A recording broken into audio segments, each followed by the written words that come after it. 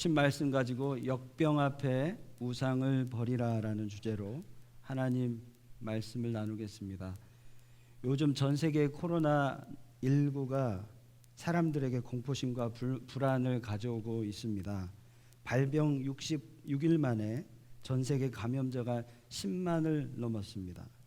중국 확진자는 8만을 넘었고 프랑스는 700명, 독일은 684명, 계속해서 확진자가 늘고 있습니다.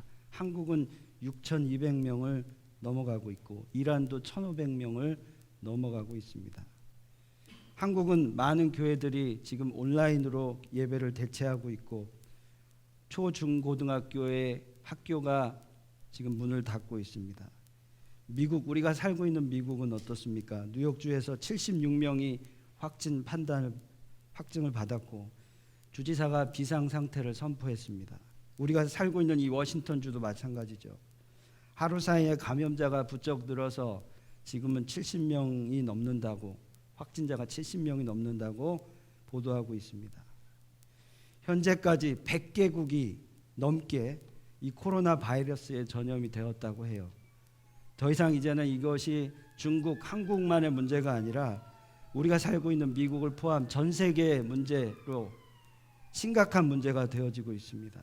제가 오늘 이런 얘기를 서두에 꺼내는 이유는 저와 여러분이 이것을 통해서 불안감 갖고 두려움 가지고 그런 분위기 조성하기 위함이 아니라 이러한 시기일수록 더욱더 우리가 하나님의 뜻이 무엇인지 영적으로 민감하게 깨어 있어야 하기에 상황을 다시 한번 말씀드렸습니다.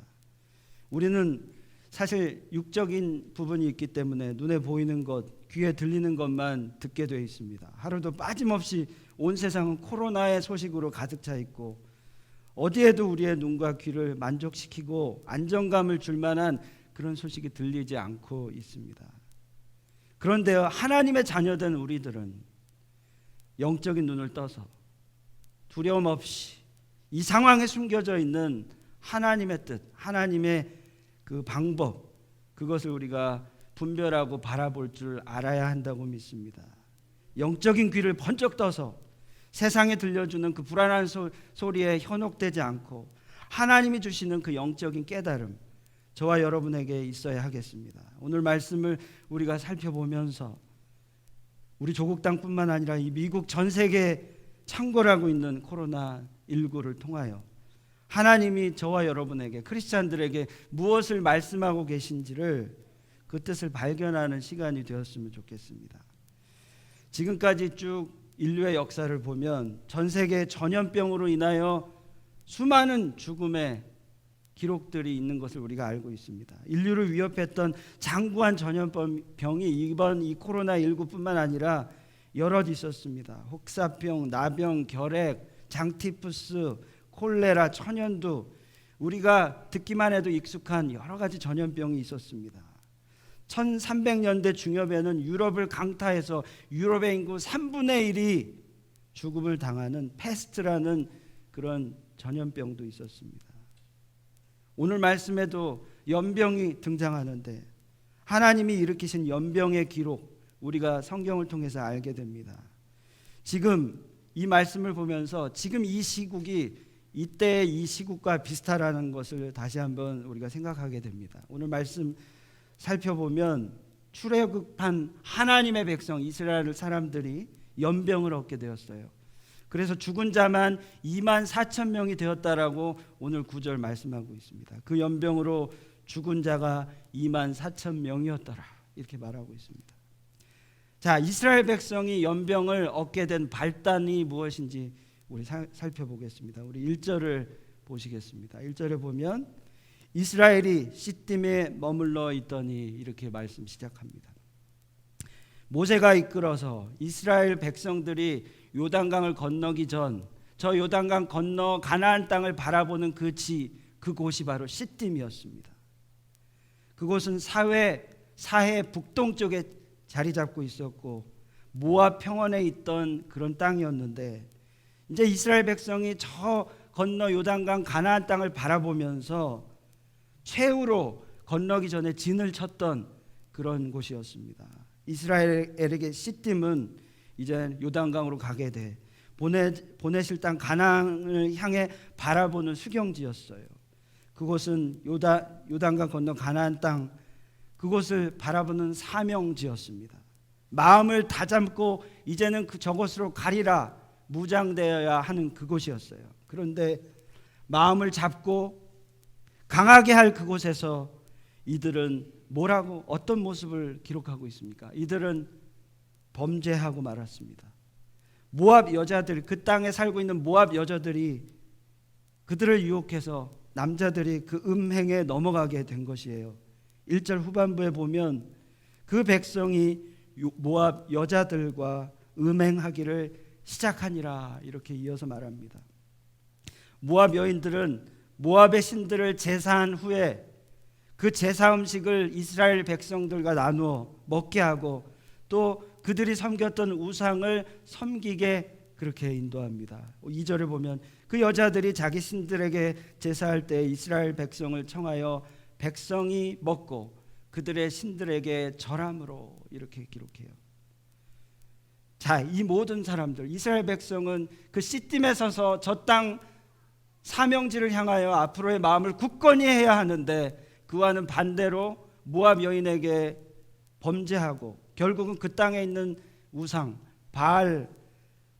바알부올에게 제사를 하게 되고 우상을 숭배하게 된 거죠. 이스라엘이 바알부올에게 가담한지라 3절에 이렇게 기록하죠.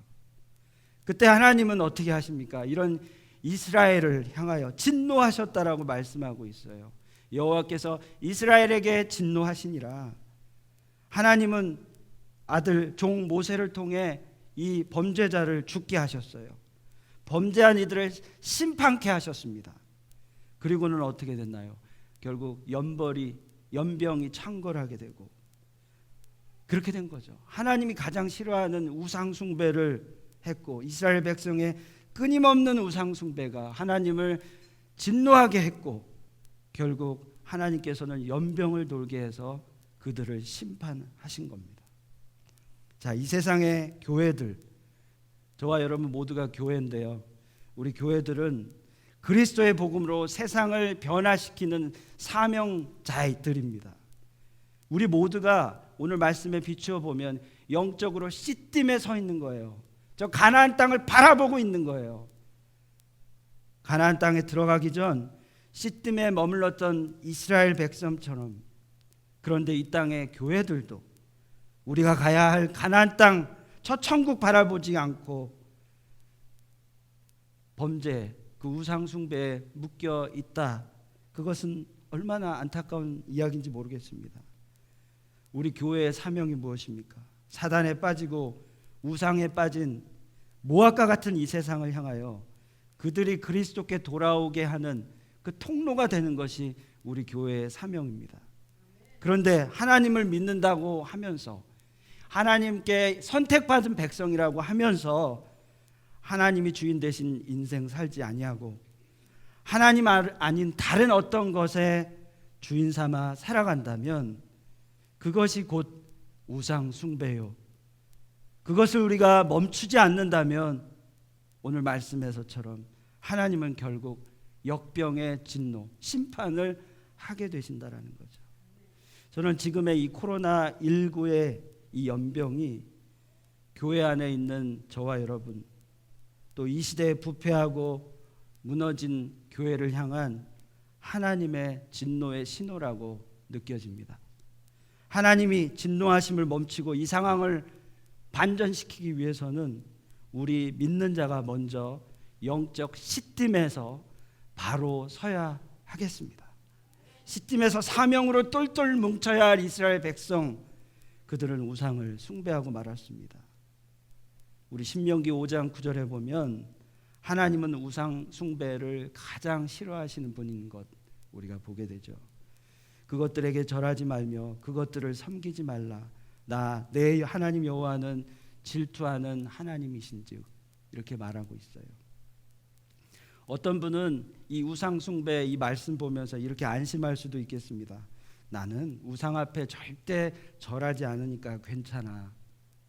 그런데 여러분 무엇이 이 현대의 우상 숭배입니까? 우리 골로새서 3장 5절 6절 말씀 우리 한번 같이 읽어보겠습니다. 5절 6절 말씀 같이 읽습니다. 시작. 그러므로 땅에 있는 지체를 죽이라. 곧 음란과 부정과 사욕과 악한 정욕과 탐심이니 탐심은 우상 숭배니라. 이것들로 말미암아 하나님의 진노가 임하느니라. 바울이 뭐라고 얘기하고 있냐? 우상 숭배, 탐심은 곧 우상 숭배라고 말하고 있어요. 탐심은 우리가 하나님보다 다른 무엇을 마음으로 탐하고 즐기고 만족하는 것이 탐심입니다. 존 파이퍼 복음주의 신학자 존 파이퍼 목사님이 이런 말씀을 하셨어요. 탐심은 무질서한 마음의 상태를 말한다.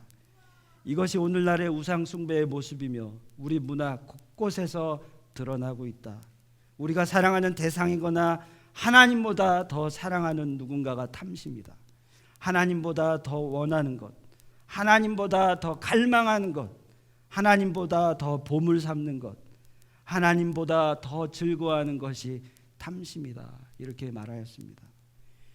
이러한 것들이 우상 숭배라면 우리의 삶에도 얼마든지 우상 숭배는 일어날 수 있는 것이죠. 내가 하나님보다 내 자녀, 내 배우자를 더 사랑한다면 탐심이고 우상 숭배입니다. 사업에 성공하려고 오로지 돈 버는 데만 열중하고 살아간다면 탐심이고 우상 숭배입니다. 그 사업도 하나님 보시기에는 우상 숭배로 보실 수밖에 없죠.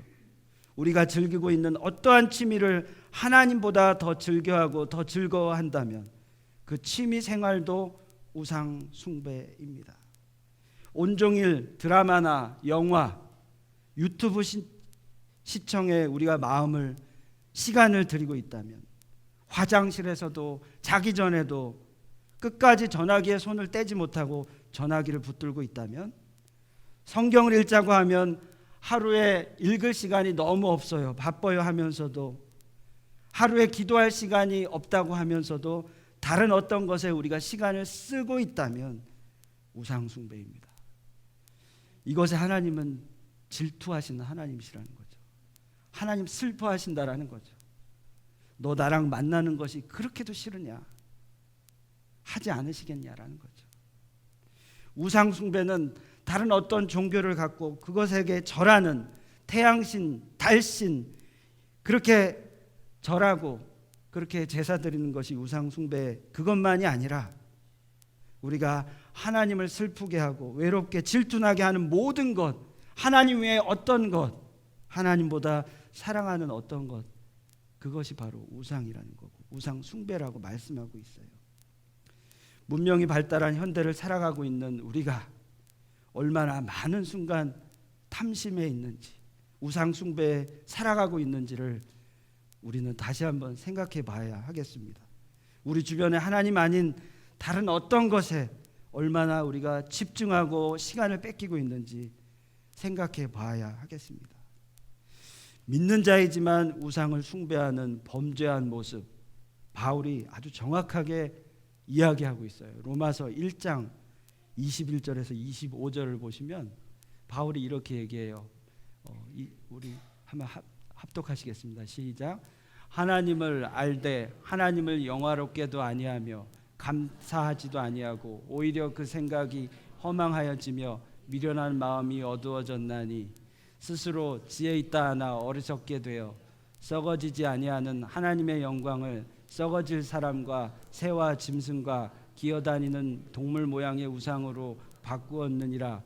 그러므로 하나님께서 그들의 마음의 정욕대로 더러움에 내버려 두사 그들의 몸을 서로 욕되게 하여 하셨으니 이는 그들이 하나님의 진리를 거짓 것으로 바꾸어 피조물을 조물주보다 더 경배하고 섬김이라. 지금 바울이 21절에 말하기를 하나님을 알되 하나님을 영화롭게도 아니하며 감사하지도 아니하고 이렇게 말해요. 오히려 그 생각에 허망한 것을 말하며 이렇게 표현해요. 하나님을 알면서도 그렇다라는 거예요. 우상 숭배하는 자들은 하나님 외에 다른 것으로 가득 차 있기 때문에 하나님을 알아도 하나님과 상관없는 인생을 살고 있다라는 거예요. 믿는 자도 마찬가지라는 거예요. 하나님께 감사할 일도 없고 그렇기 때문에 하나님께 영광 돌릴 이유도 없다라는 거예요. 그러니 생각에 허망한 것을 쫓고 그렇게 낙심 가운데 살아가고 있다라는 거죠. 지금 이 시대가 직면한 진짜 문제는 코로나19가 아니라 그 자체가 아니라 다른 곳에 있습니다.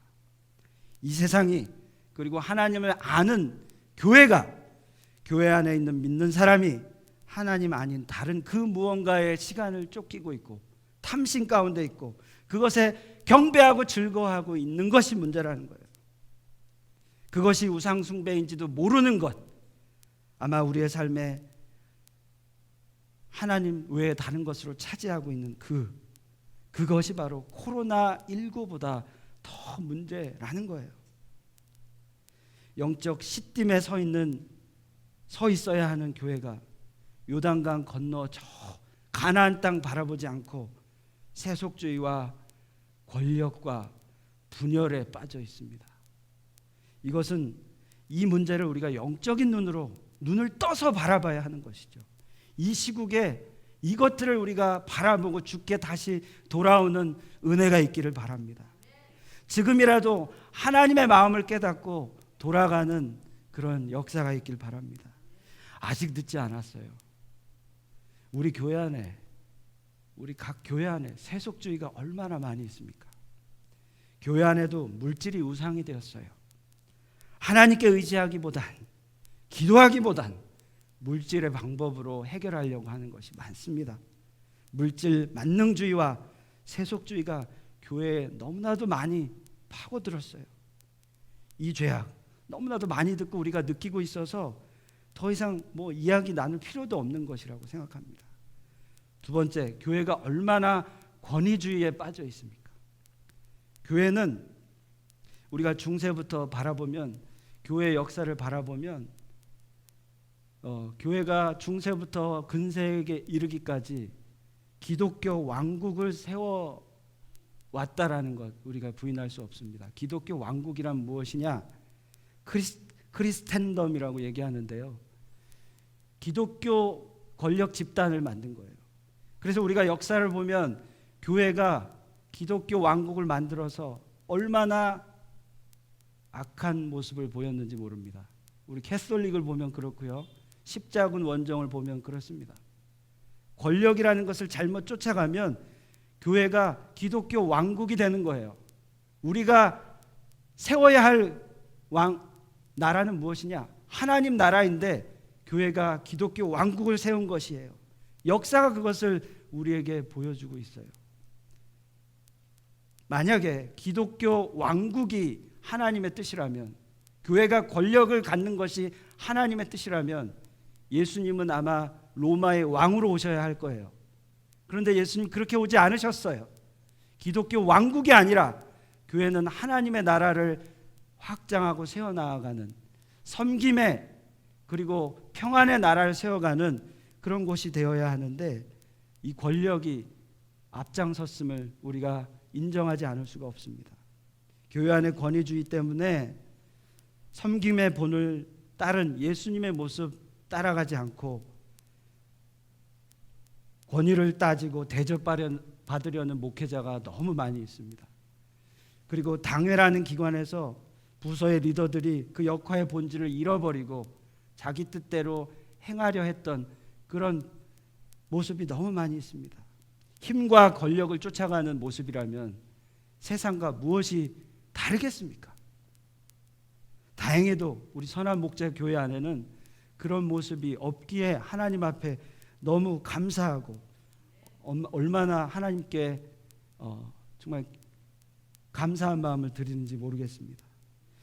우리 세 번째로, 우리 한국 사회뿐만 아니라 교회가 분열되는 모습이 있습니다. 교회 안에도 얼마나 보수와 진보로 나누어져 있습니까? 교회 안에서 예수님 이야기는 잘 하지 않고, 그것은 온데간데 없고, 좌파냐 우파냐 이런 이야기 놓고 얼마나 교회 안에도 이념 전쟁이 살벌한지 모르겠습니다.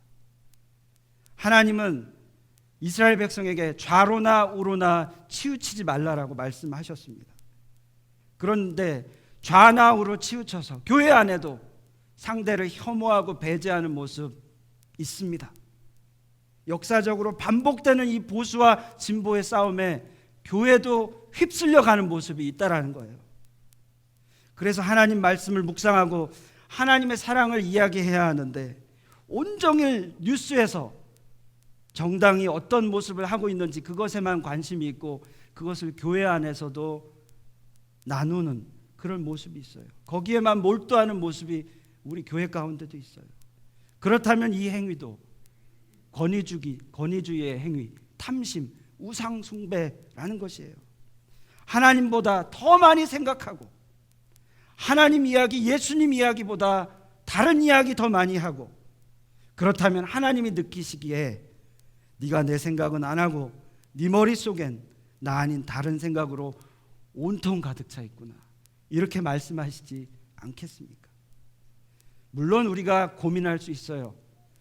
이 지혜, 이 상황을 분명히 알아야 합니다. 이 세상에는 분명히 이 공산주의 정권이 있어요. 사단의 역사가 있어요. 그것을 우리가 분명히 알고 분별할 줄 알아야 돼요. 그리고 권위주의가 있다는 것 알고 있어야 합니다. 그런데요, 이런 이념, 신념이 복음보다 위에 있지는 않습니다. 그 어떠한 것도 우리의 삶에서 하나님보다 위에 있지는 않아요. 그 말씀을, 그 생각을 우리가 기억했으면 좋겠어요.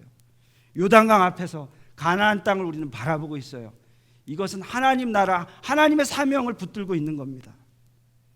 이 시대의 모든 교회들이 마지막 때가 가까울수록 우리 자신과 우리 가정과 우리 직장과 우리 교회 안에서 정말 우리가 복음에 합당한 삶을 살고 있는가, 복음 아닌 다른 것들을 우리가 더 많이 생각하고 있는 건 아닌지, 그것을 즐거워하고 있는 건 아닌지, 그것을 경배하고 있는 건 아닌지 우리가 분명히 바라봐야 하겠습니다. 사실 우리 모두가 다 알고 있어요. 우리 안에 어떤 우상 숭배를 하고 있는지 이미 다 알고 있어요. 그런데 그것을 끊기가 어려워요. 우상을 버리기가 너무 힘이 들어요. 우리의 힘으로는 그것을 할 수가 없어요. 그러면 어떻게 해야 될까요? 다행히 성경은 우리에게 방법을 제시하고 있어요. 우리 데살로니가 전서 1장 9절 10절에 보면 너희가 어떠한 우상을 버리고 하나님께로 돌아와서 살아계시고 참되신 하나님을 섬기는지와 또 죽은 자들 가운데서 다시 살리신 그의 아들이 하늘로부터 강림하실 것을 너희가 어떻게 기다리는지를 말하니 이는 장래에 노하심에서 우리를 건지시는 예수시니라. 아멘. 우리 안에, 우리 내면에서 끓고 있는 우상을, 이 죄된 본성을 막을 그 힘은요, 바로 노하심에서 건지실 예수 그리스도라는 것이에요. 우리가 이 예수의 손을 붙잡고 제대로 서 있기만 한다면 예수의 능력으로 말미암아 이 우상에서, 이 우상 숭배에서 나올 수 있다라는 것입니다. 우리에겐 능력이 없어요. 우리의 힘으로 하려면 실패해요. 그러나 예수님은 실패가 없으신 분이십니다. 우리가 예수님 손 꼭 붙잡고 있으면 이 시국에도, 이 싸움에서도 우리가 승리할 수 있다라는 거예요. 우상들은 자동으로 떨어진다라는 거죠. 복음의 능력이 바로 여기에서 옵니다. 복음의 능력은 그래서 세상을 변화시키는 능력입니다. 복음의 능력대로 살아간다면 하나님의 진노하심에서 우리는 피해갈 수 있다라는 거죠. 이 복음은요, 우리가 생각하는 이념, 종교, 철학, 이 과학을 넘는 것입니다. 여러분 믿으시죠? 모든 것 위에 모든 것이 바로 복음이에요. 주님은 우리가 그 어떤 것과도 비교할 수 없는 복음을, 예수 그리스도를, 초월적인 기쁜 소식을 저와 여러분에게 주셨습니다. 교회 되신 여러분, 인간의 탐심의 우상을 버리고 복음이신 예수님으로 돌아오는 역사가 있기를 바랍니다. 하나님의 진노의 심판에서 우리가 피할 수 있는 방법, 유일한 길, 유일한 분은 바로 예수 그리스도임을 기억하시기 바랍니다. 코로나 바이러스가 무서운 전염병이나 영적인 사람은 그 어떠한 상황 가운데도 하나님의 뜻을 발견하고 사람과의 관계에서나 어떤 환경 속에서도 언제나 하나님의 뜻이 무엇인가를 생각하게 됩니다. 그리고 모든 문제의 해답은 예수 그리스도임을 고백하고 그 힘으로 살아가는 자인 줄 믿습니다. 말씀을 마무리하겠습니다. 저는 지난주 아주 무거운 마음으로 말씀을 준비했어요. 이 무거운 주제, 우상을 버려라. 역병 앞에서 우상을 버려라. 참 마음이 힘들었습니다. 우리 성도님들이 삶의 현장에서 치열하게 살아가시는데 교회에서 위로의 말씀, 그래서 그 말씀 듣고 힘을 내셔야 하는데 우상 숭배하지 말라니, 이 말씀을 전해야 된다니, 이런 주제를 꼭 전해야 하는가 힘들었습니다. 이런 고민이 매일매일 있었습니다. 며칠 동안 고통스러웠어요. 이번 주간 말씀을 준비하면서 잠도 제대로 못 자고 이리저리 뒤척이면서 하나님, 이 말씀 꼭 전해야 되나요? 주일은 다가오고 설교 원고가 써지질 않는 거예요. 하나님 뜻이 무엇입니까? 제가 어떤 설교를 하기를 원하십니까? 주님께서 물어보면 일주일 내내 이 말씀인 거예요. 이 말씀에서 벗어날 수가 없는 거예요. 성도님들을 사랑하는 하나님의 마음을 전하기 위해 목사들은 일주일간 사투를 벌입니다. 듣기 좋은 말보다 하나님의 말씀 전하고자 사투를 벌여요. 성도들에게 진짜 능력의 말씀이 무엇인지를 찾기 위해서 사투를 벌입니다.